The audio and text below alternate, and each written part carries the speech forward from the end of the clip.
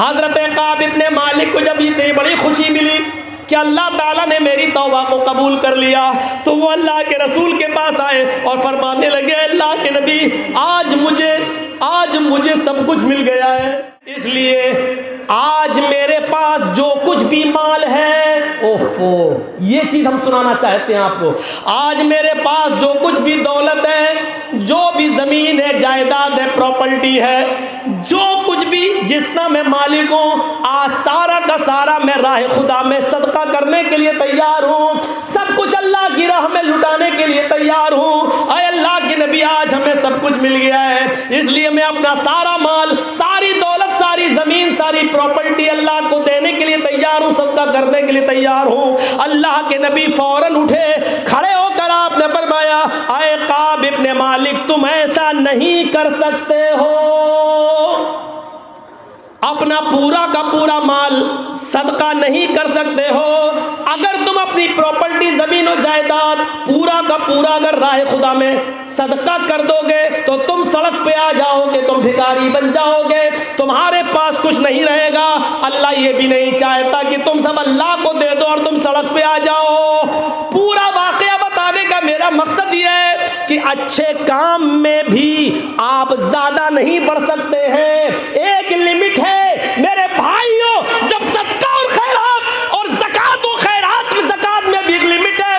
आपके पास इस्तिताअत है तो 2.5% आपके ऊपर फर्ज है। 100 रुपए में 2.5 रुपए, 40 रुपए में 1 रुपया, आपके पास 100 रुपए, 100 की 100 पूरी ज़कात नहीं दे सकते हो। जब अच्छे काम में पूरा माल खर्च नहीं कर सकते हो, सदका और खैरात में अपनी प्रॉपर्टी और अपनी जमीन और जायदाद नहीं दे सकते हो, तो शादियों में लुटा सकते हो, फजूल खर्ची कर सकते हो, बारातियों को खिलाने में फजूल खर्ची कर सकते हो, बारात ले जाने में फजूल खर्ची कर सकते हो, आतिशबाजी, गोला बारूद और बंदूक की गोलियों में फजूल खर्ची करना कहां से जायज हो गया? मेरे भाइयों, 300 आदमियों को ले जाना, दूल्हा के सेहरा बांधना, घोड़े का इंतजाम करना, बगल में शादी है लेकिन मारुति गाड़ी 4 व्हीलर को ले जाना, ये फजूल खर्ची नहीं है तो और क्या है? मेरे भाइयों, इन तमाम फजूल खर्चियों में पैसा कैसे खर्च कर सकते हो जब अच्छे काम में हद से आगे नहीं बढ़ सकते? सदका और खैरात में भी एक लिमिट मुतय्यन है, तो फिर इन बुरे कामों में आपको फजूल खर्ची करने की इजाजत किसने दे दी है? फजूल खर्ची करने का मशवरा आपको किसने दे दिया है? मेरे भाइयों, इन वाकयात की रोशनी में बताओ हम कैसे लग रहे हैं? आपने काब इब्ने मालिक से क्या कहा? पूरा माल खर्च नहीं कर सकते, जबकि वो खुशी में करना चाहते थे कि सब दे रहा हूं, लो सब ले जाओ, लेकिन क्या कहा? एक और सुनो, बुखारी शरीफ किताबुल वसाया,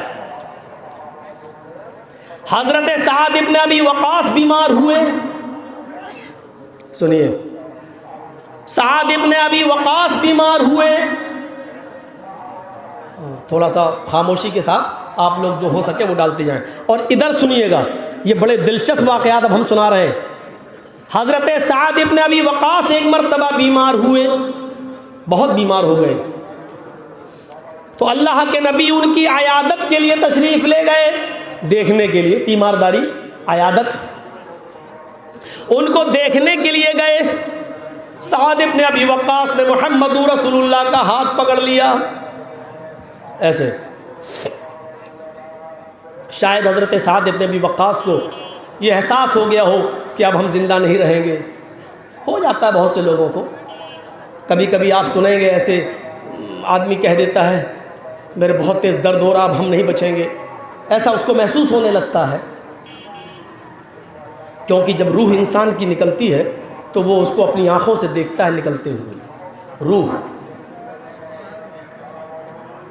फलौला इज़ा बलगतिल हुलकूम, जब फरिश्ता रूह निकालता है तो रूह नीचे से, पैर के पंजे से और तलवे से निकलती है, धीरे धीरे कमर तक, फिर सीने तक आती है, फिर अलग तक। उसके बाद जब निकलती है तो आँख फट जाती है खुली, और यहाँ से आँख के रास्ते से रूह निकलती है, और जब रूह आँख से निकलती है तो ऐसे आँख ऐसे फट जाती है, और मरने वाला उस रूह को निकलते हुए देखता है।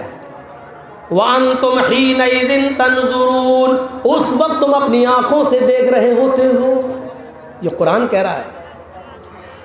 तो हज़रत साद इब्न अबी वक़ास जब बीमार हुए, अल्लाह के रसूल उनकी तीमारदारी के लिए, अयादत के लिए जब घर गए कि साद को देख के आऊँ, तो हज़रत साद ने हाथ पकड़ लिया। अब जो चीज़ बताना चाहता हूँ वो ये, अल्लाह के रसूल हमारे लिए दुआ करना।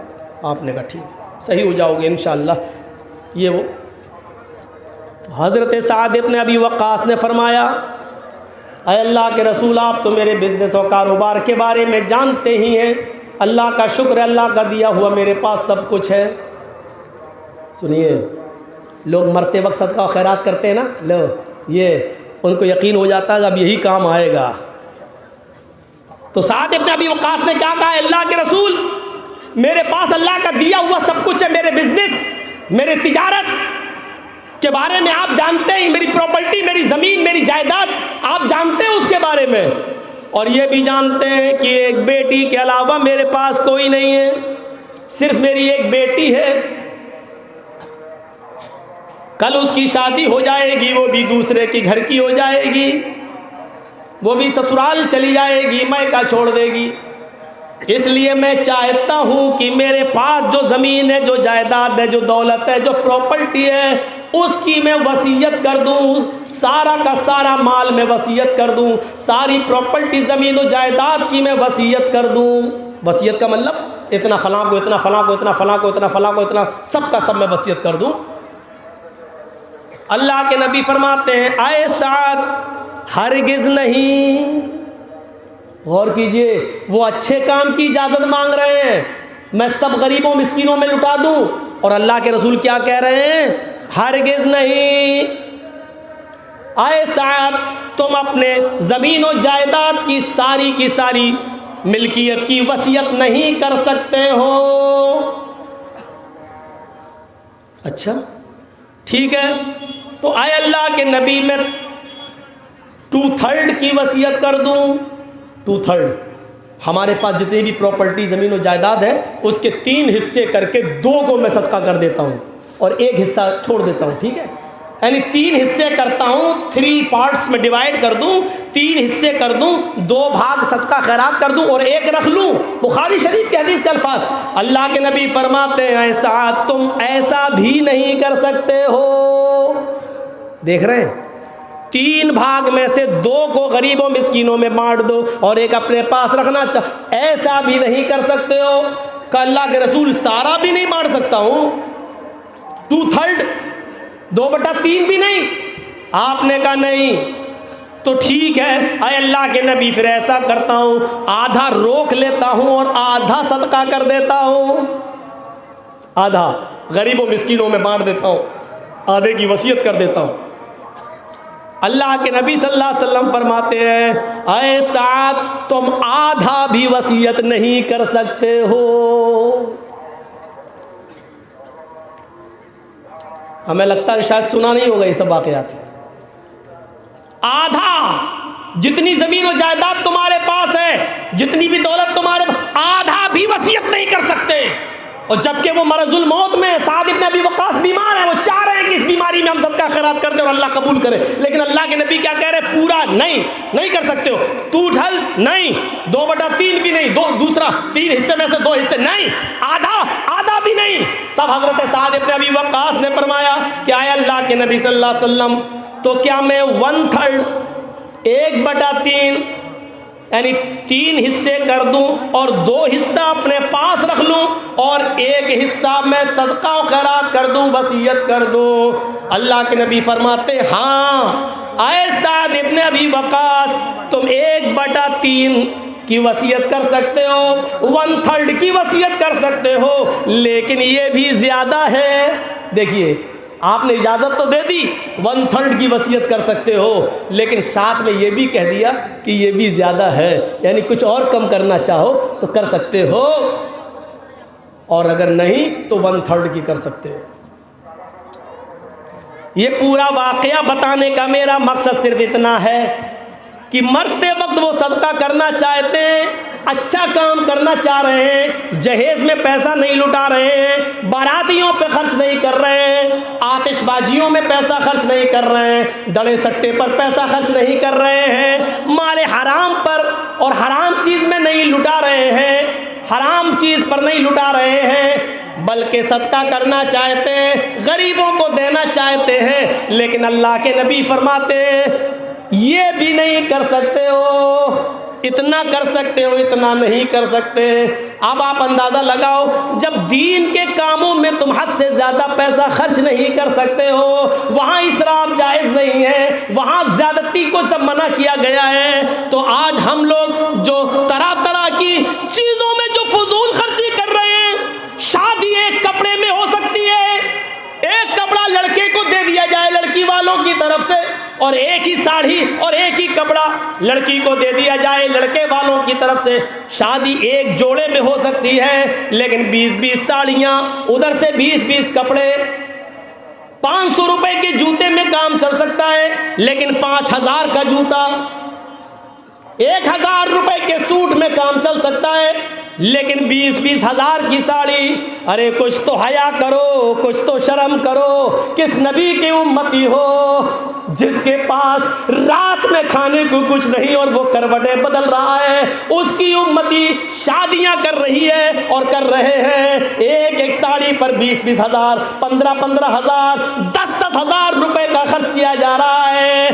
कम से कम इन फजूल खर्चियों से बचो।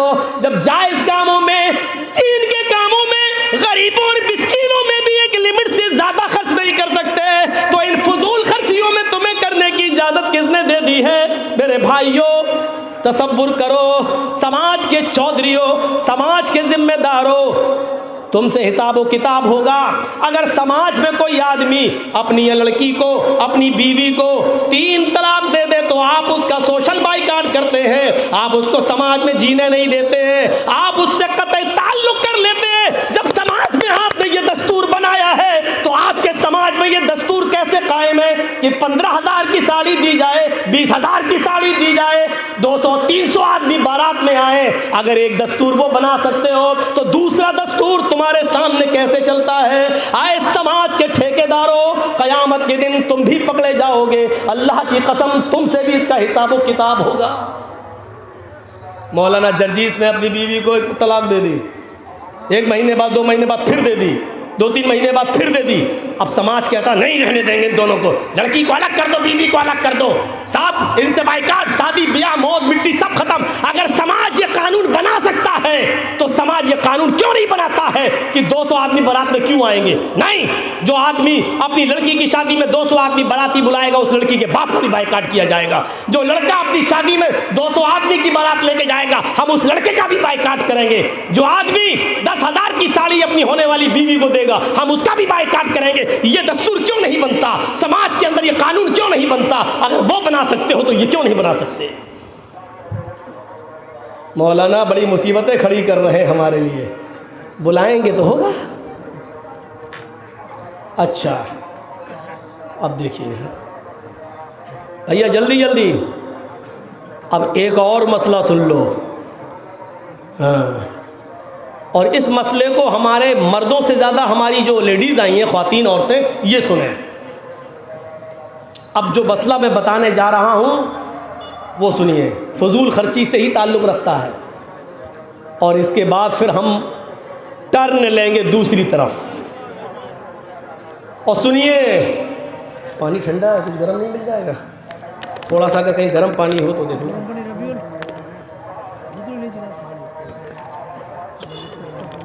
सुनिए कुरान की आयत, और मस्जिद वाले जरा जल्दी कर लो, ये मसला बड़ा अहम है जो मैं बताने जा रहा हूँ।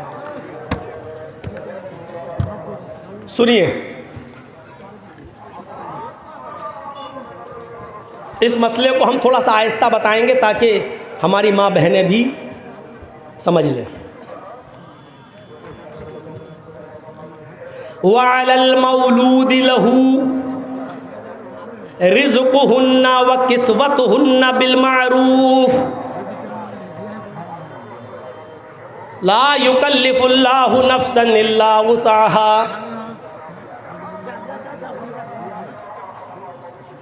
इधर देखिएगा,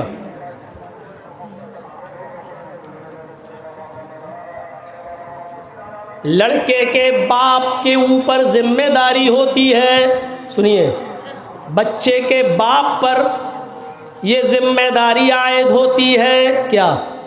वो अलल मौलूद लहू, जिसका बच्चा है, जो पैदा हुआ है अभी हाल ही में, आज कल परसों जो बच्चा पैदा हुआ है, वो अलल मौलूद लहू रिज़्क़ुहुन्ना व किस्वतुहुन्ना, उस बच्चे का रिस्क, खाना पीना, और उस बच्चे का कपड़ा मौलूद लहू पर, यानी बच्चे के बाप के ऊपर आयद होता है। सुन रहे? लेकिन कैसे? बिल मारूफ, दस्तूर के मुताबिक। यही हमें बताना है, दस्तूर के मुताबिक। ये क्या है?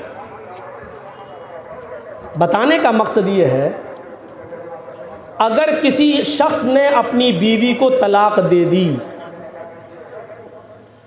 तलाक पड़ गई, तलाक हो गई, और 3 महीने गुजर गए, बच्चा आज पैदा हुआ, और शौहर ने बच्चे की पैदाइश के बाद अपनी बीवी को तलाक दे दी, फिर दूसरे महीने में दूसरी तलाक दे दी, फिर तीसरे महीने में तीसरी तलाक दे दी, तलाक पड़ गई। औरत तीसरी तलाक के बाद अपने शौहर पर हराम हो गई, लेकिन कुरान एक कानून मुतय्यन कर रहा है कि उस 3 महीने के बच्चे का क्या होगा। उस बच्चे के लिए उसके पालन पोषण का जिम्मेदार कौन होगा?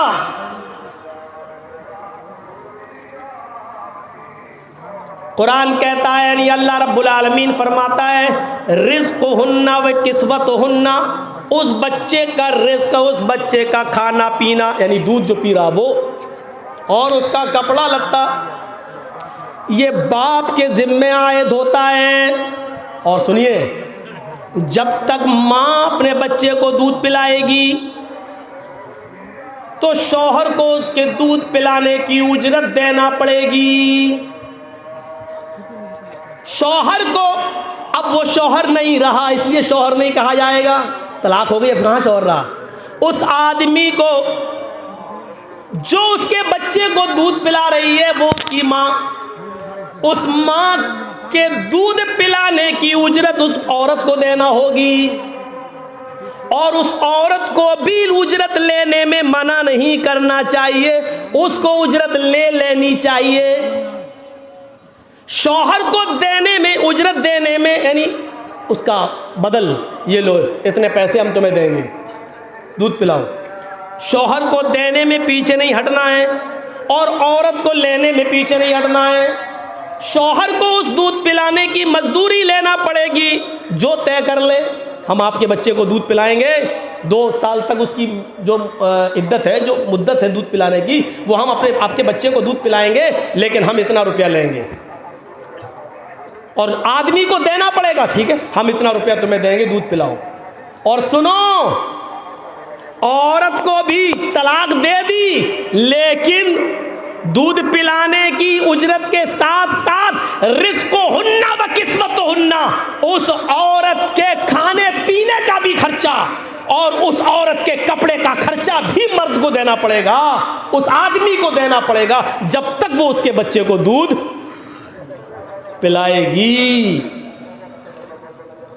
मौलाना कहाँ फांस दिया आपने हमें। लेकिन कुरान ने एक रास्ता निकाला, क्या? बिल मारूफ, दस्तूर के मुताबिक, समाज में जो चलन है उस चलन के मुताबिक। औरत अगर दूध पिलाने की उजरत मांगे कि हमें 20,000 रुपये दो तो थोड़ी चलेगा। औरत ये कहे कि हम इतने दिन आपके बच्चे को दूध पिलाएंगे, हमको ये कपड़ा लाओ खरीद के 10,000 की साड़ी, तो थोड़ी चलेगा। कुरान ने ये कह दिया बिल मारूफ, दस्तूर के मुताबिक। अगर समाज के अंदर 200 और 250 रुपए की साड़ी पहनी जाती है तो 200 और 250 रुपए की साड़ी पहनाई जाएगी। समाज के अंदर अगर दाल भात खाने का रवाज है तो औरत मुर्ग मुसल्लम नहीं मांगेगी, दाल चावल ही खिलाया जाएगा। दस्तूर उस में जो चलन है उसके मुताबिक। सुनिए, एक बच्चे को दूध पिलाने की उजरत में भी फजूल खर्ची करने की इजाजत नहीं दे रहा है कुरान। एक औरत को कपड़ा देने में उसको रोजी और कपड़े का हक तो दे रहा है, लेकिन उसमें भी 10-20 हज़ार रुपए की साड़ी देने का हक नहीं दे रहा है। इसमें भी कुरान ये कह रहा है दस्तूर के मुताबिक, चलन के मुताबिक, समाज में जो दस्तूर है उसके मुताबिक तुम्हें खर्चा देना है। ये बता रहा है कुरान का ये फैसला, अल्लाह का ये जजमेंट कि फजूल खर्ची से यहां पर भी रोका गया है। जो कि आपके बच्चे को दूध पिला रही है, आप इसके बावजूद फजूल खर्ची नहीं कर सकते हैं। 5,000 की जगह 50,000 लेगी, 500 रुपए की साड़ी की जगह 5,000 की साड़ी लेगी। जब आप बच्चे को दूध पिलाने वाली औरत को भी दस्तूर से और समाज के तौर तरीके से अलग हटकर फजूल खर्ची करके ज्यादा नहीं दे सकते हो, तो बारातियों पर कैसे लुटा सकते हो, समाज में और बुराइयों पर कैसे लुटा सकते हो? मेरे भाइयों, ये थोड़ी सी अकल से सोचने वाली बात है। थोड़ी सी अगर हम अकल दौड़ा लें, कितनी औरतें बैठी हुई हैं बेचारी, लड़कियां जिनकी शादियां नहीं हो रही हैं। क्यों? सिर्फ इस वजह से कि उनके पास देने के लिए कुछ नहीं। और समाज, वाह रे समाज, ये बेचारा इतना मजबूर कर देता है। कुछ तो हो। अच्छा, जिनकी लड़कियां हैं वो तो बड़े खुश होते हैं कि मौलाना साहब बहुत अच्छा बोल रहे हैं, लेकिन जब ये लोग अपने लड़कों की शादी करते हैं तो ये भी मांग करते हैं। ये बड़ा दस्तूर है। अरे जब तुम ये चाहते हो कि मेरी लड़की की शादी में कोई जहेज न ले, तो आप भी तो ऐसे उसूल बनाओ कि हम अपने लड़के की शादी बगैर जहेज के करें। आप लड़के की शादी में तो लेना चाहते हैं, लेकिन बेटी की शादी में देना नहीं चाहते हैं। तो ये दस्तूर समाज को बैठ के सोचना पड़ेगा, एक कानून बनाना पड़ेगा, न दिया जाएगा न लिया जाएगा। और सोचो तो सही कि एक बाप 18, 19, 20, 22 साल तक अपनी लड़की की निगरानी करता है, घर में कोई नहीं है, बीवी अपने मायके गई है, आपकी बेटी जवान है, लेकिन आप घर छोड़ के इसलिए नहीं जाते हो कि घर में मेरी सियानी जवान बेटी अकेली बैठी हुई है। आप उसके लिए चौकीदार बन जाते हो। जिसने चौकीदार बनकर 20-22 साल तक एक बेटी को पाला हो, फिर वो तुम्हें निकाह में अपनी जवान बेटी तुम्हें दे रहा हो। आए भेड़ियो, तुम्हें शर्म नहीं आती उसी घर में डाका डालते हुए कि मुझे मोटरसाइकिल दो, मुझे ये दो, मुझे वो दो। अरे तुमसे तो अच्छे वो भेड़िए जो खुद भेड़ियों को नहीं खाते हैं, तुमसे अच्छे वो खूनखार जानवर हैं। शेर शेर को नहीं खाता है, सांप सांप को नहीं खाता है। सांप जहरीला है लेकिन दूसरों के लिए, शेर चीर फाड़ करके खाता है लेकिन दूसरे जानवरों को, लेकिन तुम तो इंसान हो, इंसानी को खा रहे हो। तुमसे बड़ा भेड़िया कौन है? तुमसे ज्यादा खतरनाक कौन है? तुमसे ज्यादा जहरीला कौन है? तुमने लड़के को पाला पोसा, 5-10 लाख की दुकान दे दी, अब लड़की से शादी करना चाहते हो और लड़की के बाप के लिए भेड़िए बन जाते हो।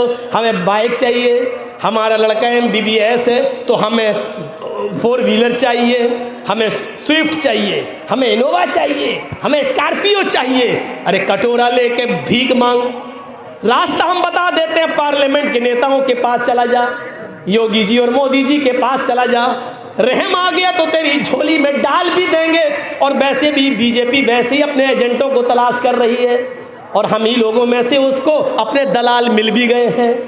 मेरे भाइयों, हम क्या बताएं और किस तरफ जाएं? हम जाना नहीं चाहते हैं कि इस घर को आग लग गई घर के चिराग से।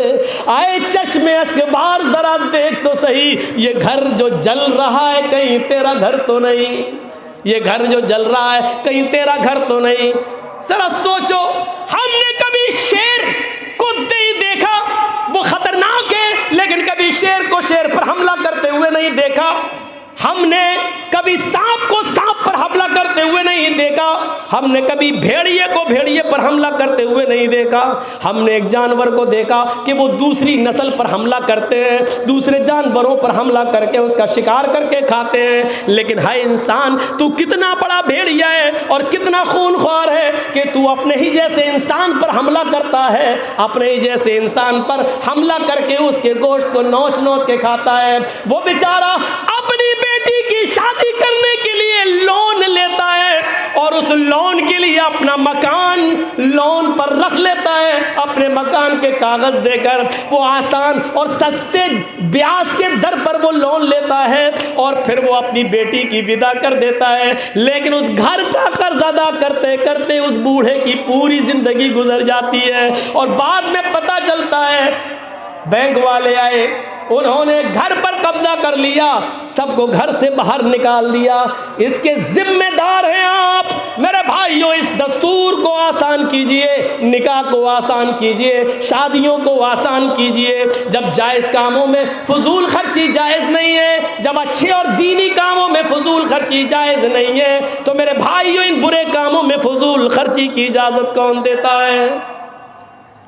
इन फजूल खर्ची में एक चीज़ और भी आती है, जहाँ शराब है, जहाँ बारात है और शादियाँ हैं, वहीं पर एक फजूल खर्ची में एक चीज़ और आती है, बीड़ियों, सिगरेट और तंबाकुओं में जो पैसा हमारा बर्बाद होता है, ये भी फजूल खर्ची है। और आज के ज़माने में सबसे ज़्यादा पैसा जो खर्च हो रहा है वो शराब नोशी पर हो रहा है।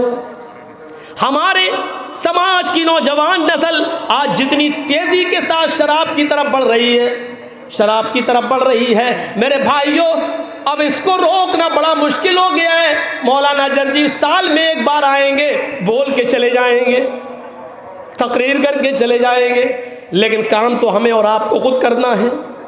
रोकना तो समाज को है, जिम्मेदारों को है। आइए, शराब मुख्तलिफ अदवार में, मुख्तलिफ तरीके से, मुख्तलिफ हालात में कम होती गई और लास्ट में आकर वो हराम करार दी जाती है, लास्ट में आकर हराम करार दी जाती है।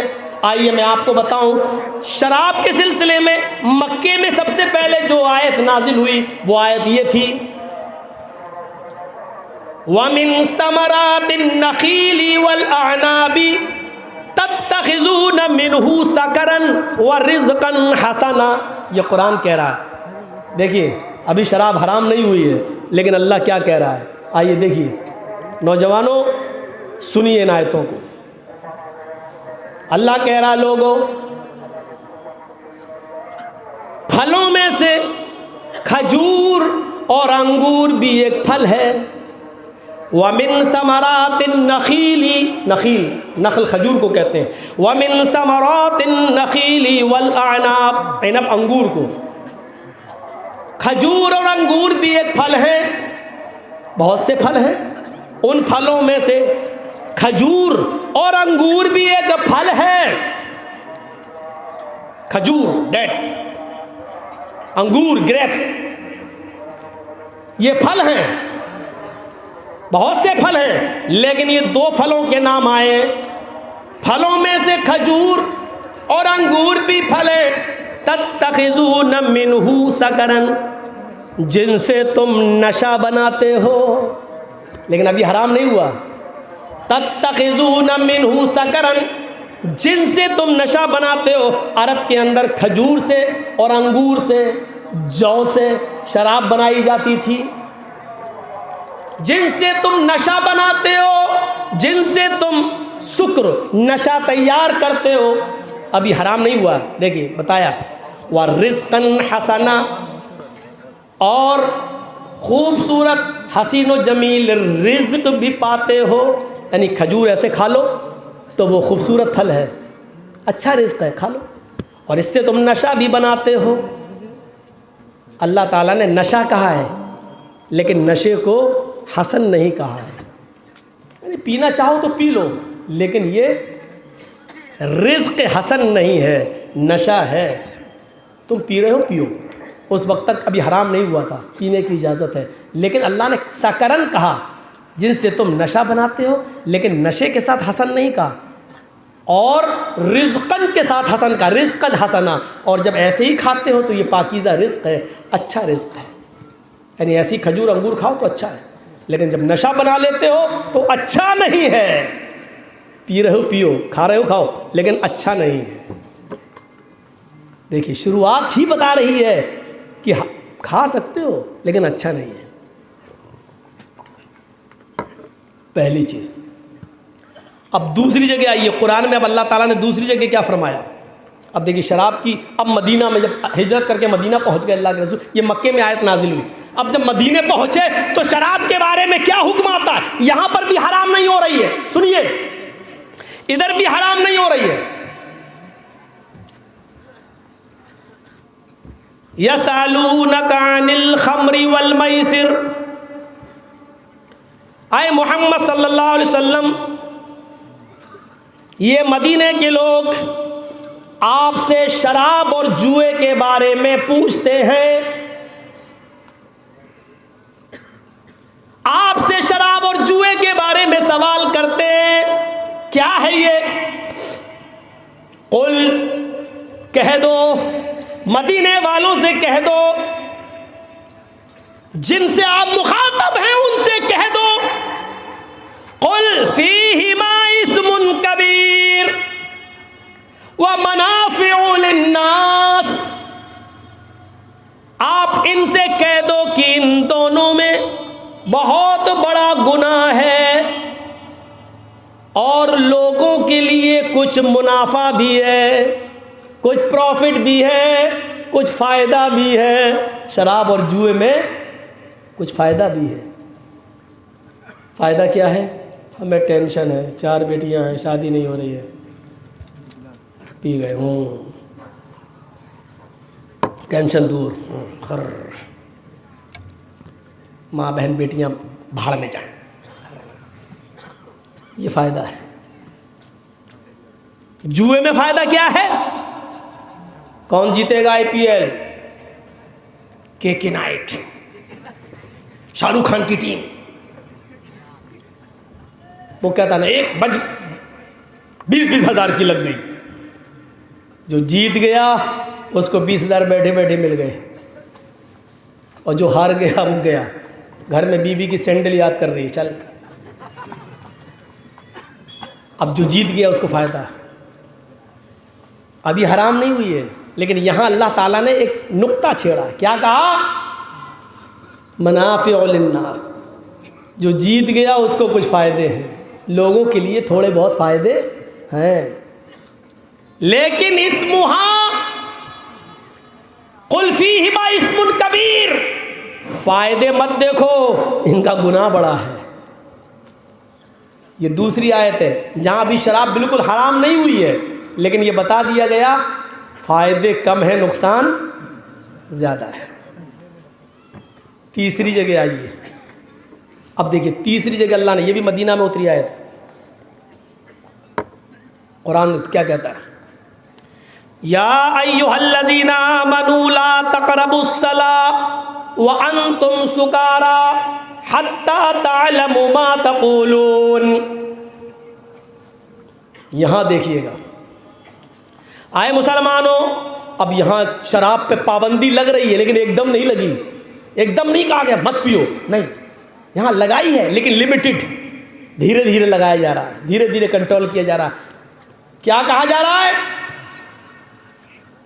आए ईमान वालों, आए मुसलमानों, आए मोहम्मद पर ईमान लाने वालों, मोहम्मद के रब को अल्लाह मानने वालों, अल्लाह से डरने वालों, तुम शराब मत पियो, तुम नमाज मत पढ़ो, तुम नमाज के करीब मत जाओ, जब तुम नशे में हो तब, जब तुमने शराब पी हो तब तुम नमाज मत पढ़ो। जैसे अभी वो हमारे हबीबुर रहमान साहब बता रहे हैं, प्याज खा लो तो हमारी मस्जिद के करीब ना जाओ। जब तक प्याज की बदबू रहती है तब तक नहीं, लेकिन आजकल प्याज की बदबू बहुत जल्दी ख़त्म भी हो जाती है। आप प्याज अगर खाए हैं तो अब 15-20 मिनट रुकने की ज़रूरत नहीं है। कच्ची प्याज खाने के साथ अगर सलाद में आप खाए हैं तो फ़ौरन आप उठिए और मिसवाक कर लीजिए, और फ़ौरन या टूथपेस्ट वगैरह जो आप इस्तेमाल करते हैं वो आप ले लीजिए, फिर उसके बाद जा सकते हैं। लेकिन ऐसे नहीं, प्याज खाई कच्ची और वज़ू बना एकदम चले गए, तब नहीं जा सकते। यहाँ अल्लाह ताला ने शराब को बाउंड कर दिया है एक मुतय्यना वक्त के लिए। क्या कहा, जब तुम नशे में हो तो नमाज मत पढ़ो, नमाज के करीब मत जाओ। कब, जब तुम नशे में हो, होश में हो, पता ही नहीं क्या पढ़ना चाह रहे हो, अल्लाह।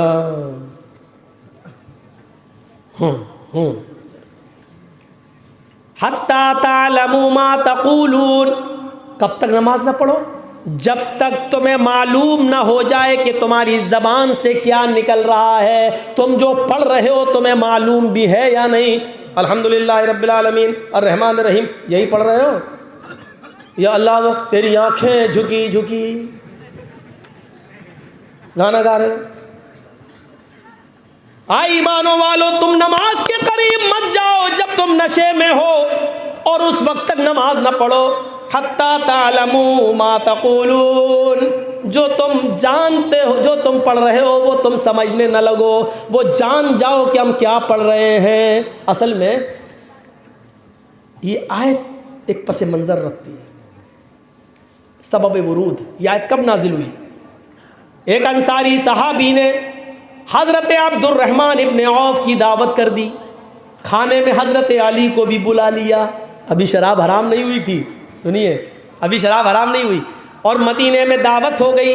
अंसारी नौजवान ने दावत कर दी और किसकी दावत की? एक अब्दुर्रहमान इब्न औफ की और हज़रत अली की। हज़रत अब्दुर्रहमान इब्न औफ ने खाना खाया, हज़रत अली ने भी खाना खाया, उस अंसारी ने भी खाना खाया। शराब हराम नहीं हुई थी। खाना खाने के बाद शराब का दौर चला। कैसी होती है हम लोगों को नहीं होंगे, बहुत से लोग उसका टेस्ट भी जानते होंगे। और फिर कैटेगरीज भी अलग अलग, अंगूर का टेस्ट अलग, खजूर वाली का अलग, ताड़ी का अलग, चावल को सड़ा के बनाया जाए तो उसका अलग। अब मुंह लगने की बात है, किसी को गोरू मुंह लगा हुआ है, किसी को खस्सी मुंह लगा हुआ है, किसी को देसी मुर्गा, किसी को पोल्ट्री, है अलग अलग। शराब का दौर चला, शराब पी सबने। जब हराम ही नहीं हुई थी तो पीते थे। शराब पीने के बाद अब चढ़ने लगी दिमाग में, और उसी वक्त अजान का टाइम हो गया, नमाज का, मगरिब का। अजान की आवाज आने लगी और किसी ने इन्हीं तीनों में से किसी को इमाम बना दिया नमाज पढ़ाने का। चलो पढ़ाओ नमाज। अब चढ़ी तो थी, अब पीने वाला किसी को समझता है कुछ? वो दिल्ली पे याद है ना, एक बार पुलिस वाले लाठी मार रहे थे, हट चले मोदी जी आ रहे हैं, और वो कहता कौन आ रहा? शराबी कहता कौन आ रहा है? हाँ मोदी जी आ रहे हैं। भाग जा, हट, सवारी आ मेरे बाप के नौकर है। शराबी बोलता ओ क्या हुआ, आ रहे सब मेरे बाप के नौकर हैं।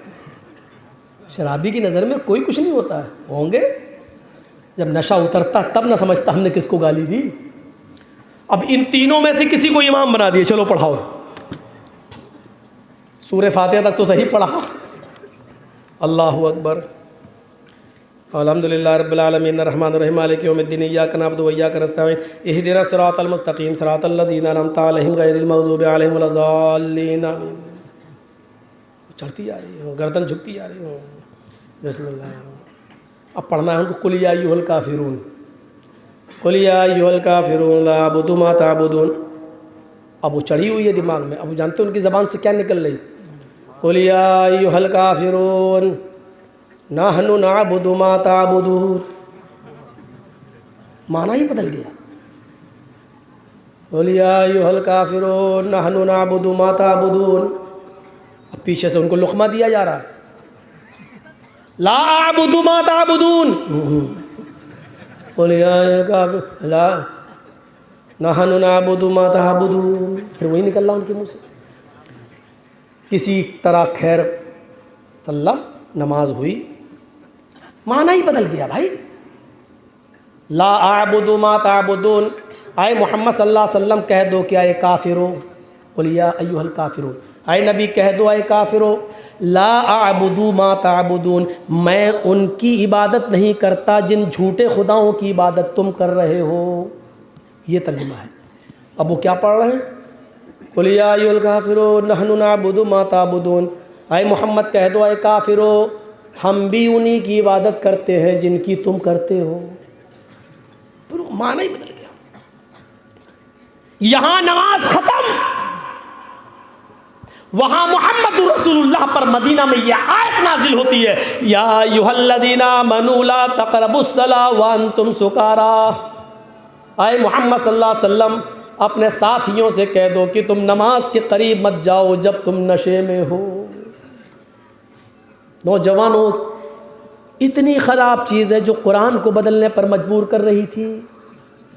इतनी ख़तरनाक चीज़ है जो सहाबा किराम जैसी हस्ती भी कुरान को गलत पढ़ने लगी और उन झूठे खुदाओं की इबादत का मरसिया गाने लगी, जिनकी इबादत न करने के लिए और जिनकी इबादत से रोकने के लिए अल्लाह ताला ने 1 लाख कमोबेश 1.25 लाख अंबिया किराम को इस दुनिया में भेजा और उसकी आखिरी कड़ी जनाब मोहम्मद रसूलुल्लाह को उतारा।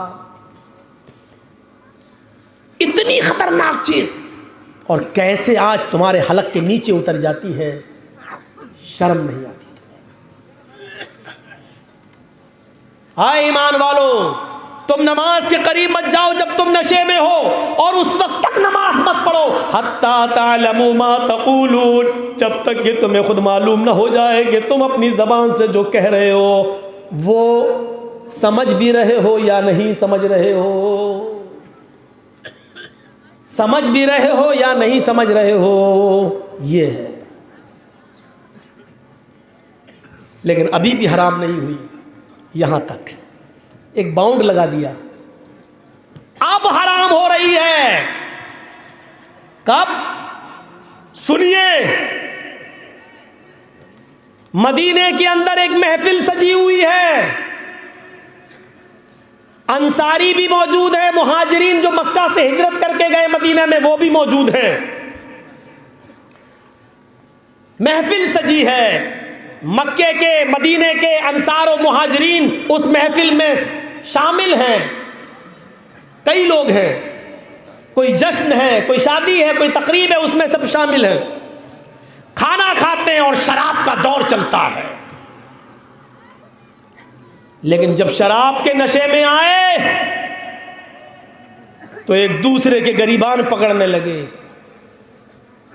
मैं मुहाजिर हूं, एक कहता मैं कुरैशी हूं, मोहम्मद रसूलुल्लाह कुरैश खानदान में आए, मेरा खानदान सबसे अफजल। दूसरा कहता तुम भूखे थे, नंगे थे, तुम्हें तो तुम्हारी कौम ने जूते मार के भगाया, हमने तुम्हें पनाह दी, हमने अपने घरों में तुम्हें जगह दी, हम अफजल हैं। वो कहते नहीं कुरैशी अफजल, ये कहते नहीं अंसारी अफजल। एक दूसरे से बढ़ने लगा, कोई छोटा बनने के लिए तैयार नहीं। करीब था कि तलवारें निकल आए, एक दूसरे की गर्दनें मारने लगे शराब के नशे में। मैं बड़े बाप का बेटा हूं, मैं कुरैशी हूं, मैं फला हूं, मैं मुहाजिर हूं, मैं नबी अकरम के खानदान का हूं।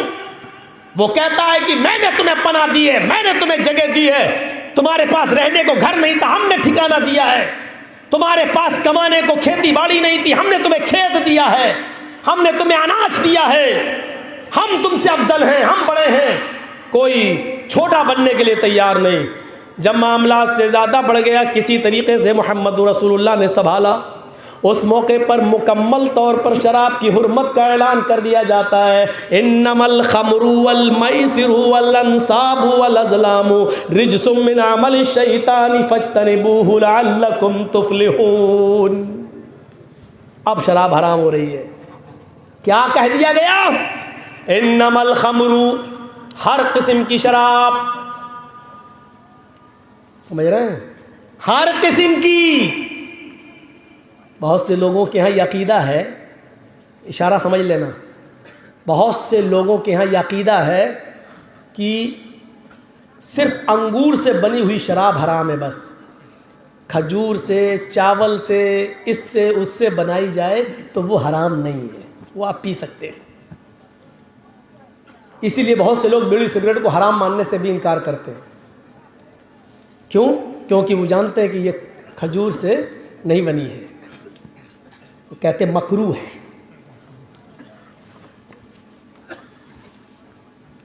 लेकिन अल खमर में अलिफ लाम जो आया है वो उमूमियत पर दलालत करता है। हर किस्म की शराब, बहुत से लोगों के यहां, फिर सुन लो, सिर्फ खजूर से बनाई हुई शराब हराम है, अंगूर से बनाई हुई शराब हराम है और बकिया सब हलाल। और अंगूर से बनी हुई शराब भी वो हराम है जिसमें नशा आए। मसलन हमने एक गिलास शराब पी ली, नशा नहीं आया तो ठीक है, ये हराम नहीं है। 2 पी लिया गिलास, हराम, नशा नहीं आया तो ठीक है, अब हराम नहीं है। एक हराम भी है उनके यहाँ, तो वो भी पूरी हराम नहीं है। जिस गिलास में नशा आएगा वो गिलास हराम है। मसलन हमें 10 गिलास पीने की आदत है, 9 गिलास में अगर नशा नहीं आया तो 9 हलाल है, 10वें में नशा है तो 10वां हराम है, 9 हलाल है। मैं हलाल नहीं कह रहा हूं, उनके यहां।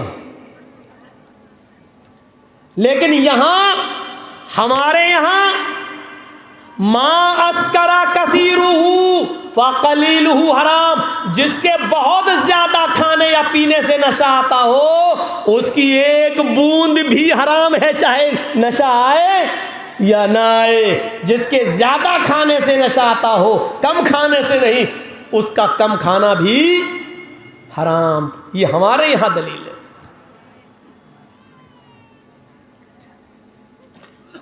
जानते हो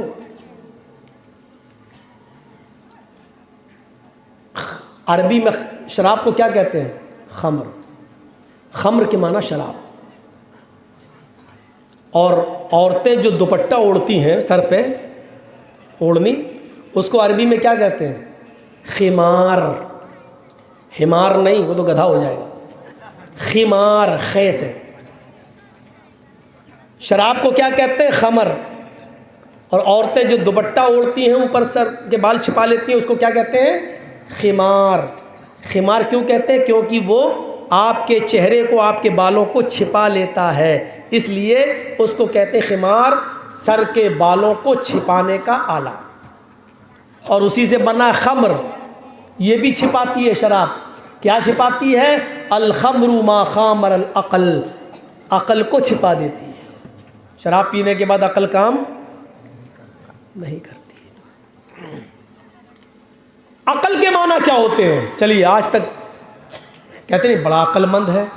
अक़ल के माना क्या होते हैं? अक़ल के माना होते हैं बांधना। बांधना, जैसे हमने, जैसे ये बांध दिया इन्होंने, ये किसी को किसी चीज़ से बांध देना, उस बांधने को क्या कहते हैं अरबी में? अक़ल। और ऊंट के गले में रस्सी डाली और उस रस्सी को किसी दरख्त से बांध दिया, तो वो रस्सी को क्या कहेंगे आप? इकाल। इकाल, इकाल के माना रस्सी। उसको इकाल क्यों कहते हैं? क्योंकि उससे आप किसी चीज को बांधते हैं। आप अक्लमंद हैं जब तक बंधे हुए हैं। अक्ल का माना बांधना। इस अक्ल ने, आप इंसान हैं, इंसानियत को बांध दिया है। ये हलाल है, ये हराम है, ये सही है, ये गलत है, ये माँ है, ये बहन है, ये बेटी है, ये बीवी है। आपकी अकल बंधी हुई है। और शराब जब पी लेता है इंसान, तो ये शराब आपकी बंधी हुई अकल को खोल देता है। और जब अकल खुल जाती है, जब बंधी हुई चीज खुल जाती है, तो खुल जाने के बाद वो आउट ऑफ कंट्रोल हो जाती है। अब आप बंधे नहीं हैं, और बंधे नहीं हैं तो आप अपनी बहन को भी माँ बहन की गाली दोगे, आप अपनी माँ को भी माँ बहन की गाली दोगे, आप अपनी बीवी को भी माँ बहन की गाली दोगे। आप किसी नाली में गिर जाओगे तो उसको भी जमजम, नाली के पानी को भी जमजम समझ के पियोगे, क्योंकि अब आपकी अकल बंधी नहीं है। आप इंसान हैं, बंधे नहीं हैं, क्योंकि शराब ने उस बंधन को तोड़ दिया है, खोल दिया है। इसलिए कहते हैं अकल, यानी अकल का माना बांधना। जब तक ये इंसानियत को बांधी हुई है तब तक ठीक है, और जहां इंसानियत का बंध खुल गया, अकल बंद जो बंधन टूट गया, तो समझ लीजिएगा कि आप अब सबकी इज्जत व आबरू को लूट बैठेंगे, लूट लेंगे। समझ गए आप? तो अकल किसको कहते हैं? बांधने को। और खम्र किसको कहते हैं? जो अकल को छिपा ले, काम करना बंद कर दे। इसलिए जन्नत के अंदर खम्र नहीं मिलेगी। कहते नहीं शराब की नहर में, हाँ जन्नत में शराब मिलेगी, जन्नत में शराब मिलेगी, खमर नहीं मिलेगी। अरबी में तो खमर कहते हैं। ऐसी चीज़ नहीं मिलेगी जो आपकी अकल को छिपा ले। शराब शरबत से बना है, आपको शराबन तहूरा मिलेगा, पाकीज़ा शरबत मिलेगा, पाकीज़ा पानी मिलेगा, वो पीजिए। और जन्नत में भी अकल को छिपाने वाली चीज़ मिली तो मेरी हूर पर तुम कब्ज़ा करोगे, तुम्हारी हूर पर हम कब्ज़ा करेंगे। हूर के नाम से कितने खुश होते हैं, जैसे मिलने वाली है। देखो रात में 2-2 बजे तक फेसबुक चलाने वाले जन्नत की हूरों का सपना देख रहे हैं। ये लड़कियां वही अमेरिकन बंदरियां बन के घूमने वाली जलसों में, ये जन्नत में जाने का सपना देख रहे हैं। जन्नत में जाने निसाउन कासियातुन नारियातुन मुमीलातुन व माइलात। वो एक ऐसा ज़माना भी आ जाएगा तुम्हारे सामने, उस ज़माने को तुम अपनी आँखों से देखोगे। औरतों को कासियात दिखाई देने में तो वो कपड़े पहने हुए दिखाई देंगी, हमारी नज़रों में वो कपड़े होंगे, हम उन्हें कपड़े महसूस कर रहे होंगे। तुम अपने इस ज़माने में क़यामत से पहले ये मंज़र देखोगे कि औरतें कपड़े पहनेंगी, तुम उनको कपड़ा कह रहे होगे आरियात, लेकिन उनके कपड़ों में सब कुछ दिखाई दे रहा होगा। मोहम्मद रसूलुल्लाह फरमाते हैं कि कपड़ा पहनने के बावजूद भी वो नंगी होंगी। बताओ ईमानदारी के साथ, आज ऐसे कपड़े हैं? हमारे कॉलेज और स्कूलों में जाने वाली बच्चियां कौन से कपड़े पहन के जा रही हैं? सोचो। मुमीलातुन व माइलात, ऐसा बनाओ सिंगार करेंगी कि उनको देखे बगैर आदमी रह ही नहीं सकता, लड़का रह ही नहीं सकता। उनके मेकअप को बनाओ सिंगार को देखकर वो उनकी तरफ माइल हो जाएगा, मुस्कुरा कर बातें करेगा, और जैसी वो उनकी तरफ माइल होगा तो ये भी उनकी तरफ माइल हो जाएंगी। इसको कहा जाता है फ्रेंडशिप, माइल होने को फ्रेंडशिप। कौन है? दोस्त हैं। फ्रेंड लिस्ट में लड़के रिक्वेस्ट भेजते हैं लड़कियों को, क्या मेरी फ्रेंड है, फ्रेंड है। ये इस्लाम में नहीं चलता फ्रेंड। लड़की भी कहती फ्रेंड है, लड़का हो। अब वो अलग बात, बॉयफ्रेंड नहीं नहीं नहीं, धीरे धीरे खुलती, हाँ बॉयफ्रेंड। अब तो बहुत आसानी से शॉर्टकट का ज़माना, BF GF, गर्लफ्रेंड बॉयफ्रेंड। मुमीलातुन, ये उनकी तरफ माइल होंगी, ये उनकी तरफ माइल होंगे, ये लड़के उनकी तरफ झुकेंगे, ये उनकी तरफ झुकेंगी। ला यदखुलनल जन्नता वला यजिदना रिहाहा। जब तुम ऐसी औरतों को देखो तो मोहम्मद रसूलुल्लाह का फरमान याद कर लो, ला यदखुलनल जन्नता, ऐसी औरतें जन्नत के अंदर दाखिल नहीं होंगी। बल्कि बाज लोगों ने यहां पर ला यदखुलना की जगह ला यदखुलन्ना भी लिखा है, माना बदल जाएगा। अरबी ज़बान में जहां हदीसें लिखी गई हैं उसमें ज़बर ज़ेर नहीं है, वो लगाना पड़ता है। ला यदखुलनल जन्ना, अगर ये है तो इसका तर्जमा ये होगा कि ऐसी औरतें जन्नत में दाखिल नहीं होंगी। लेकिन बाज़ मुहद्दिसीन ने इसको यूँ पढ़ा है ला यदखुलन्नल जन्नता। अगर ला यदखुलन्ना पढ़ लिया जाए तो इसका तर्जमा ये होगा ऐसी औरतें कभी भी किसी भी हाल में हरगिज़ जन्नत में दाखिल नहीं होंगी, यानी अजाब देने के बाद भी जन्नत से निकाली नहीं जाएंगी, हमेशा हमेशा के लिए जहन्नम में जलेंगी।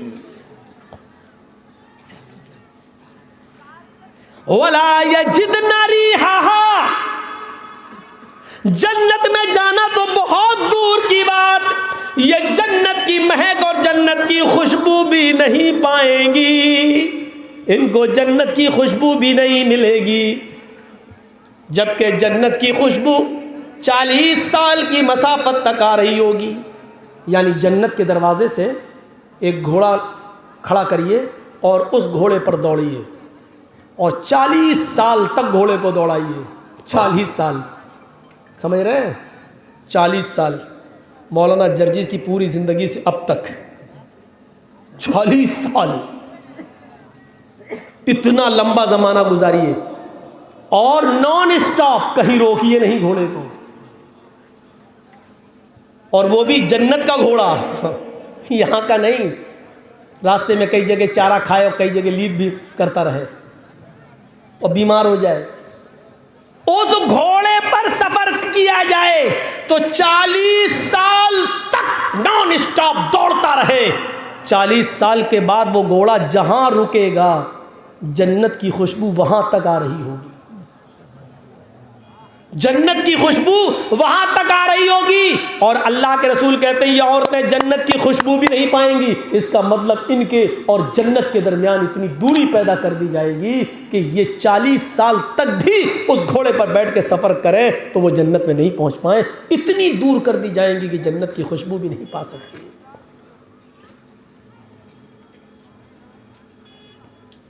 ओफ, हम कहाँ हैं, किस हाल में हैं, और कौन है ये? हमारी माँ बहन बेटियां तो हैं, हम नहीं कंट्रोल कर सकते।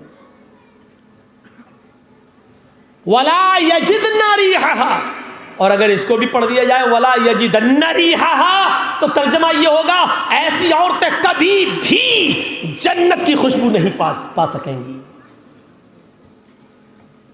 जी हाँ, ये औरतों के ताल्लुक से हो गया, वो मर्दों के ताल्लुक से हो गया। हमारी अकल को छिपा ले वो शराब है। हाँ हाँ सुनिए, हजरत हमजा जो इस्लाम ला चुके हैं लेकिन अभी शराब हराम नहीं हुई, एक गाना गाने वाली गाना गा रही है। बुखारी शरीफ की हदीस के अल्फाज हैं, एक गाना गाने वाली गाना गा रही है और हजरत हमजा शराब के नशे में धुत हैं और गाना गाने वाली के गाना सुन रहे हैं। भीड़ लगी हुई है। गाना गाने वाली को मुगन्निया कहा जाता है, मुगन्नी, गाना गाने वाली। वो गाना गाने वाली गाना गा रही है, डांस कर रही है, नाच रही है, भीड़ लगी है। नबी अकरम के चचा हजरत हमजा इस्लाम तो ला चुके हैं लेकिन शराब के नशे में, और शराब उस ज़माने की है, पी ली है जब हराम नहीं हुई थी। हराम होने के बाद तो फिर तो नहीं पिया कोई, शराब के बर्तन तोड़ दिए, मटके तोड़ दिए, फेंक दी लोगों ने, फिर हाथ नहीं लगाया। हमसे बीड़ी सिगरेट नहीं छूट रही है, उन्होंने शराब के मटके और ड्रम बहा दिए।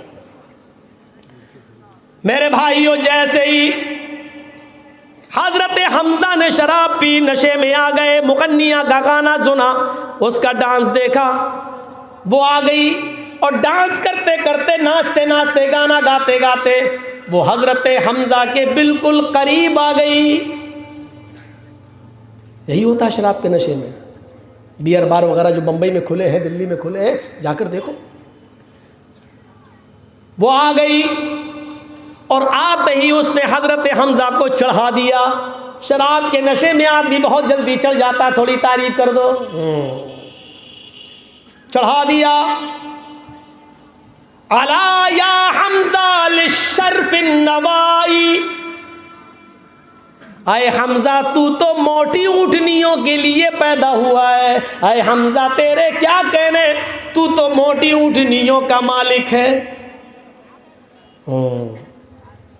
खुश हो गए शराब के नशे में, समझ गए ऊँटनी मांग रही है, उसका गोश्त तो चाहती है ये। उठाया खंजर और बगल में ही हजरत अली रज़ी अल्लाह ताला अन्हो की ऊँटनी घास चर रही थी। हजरत हमजा आगे बढ़े और उन्होंने वो खंजर उसके पेट में दाखिल कर दिया, उस ऊँटनी का कलेजा निकाल लिया और पूरा का पूरा कलेजा निकाल के लाए और उस मुगन्निया को दे दिया। ले, वो खुश हो गई, तो चाह रही थी वही हुआ।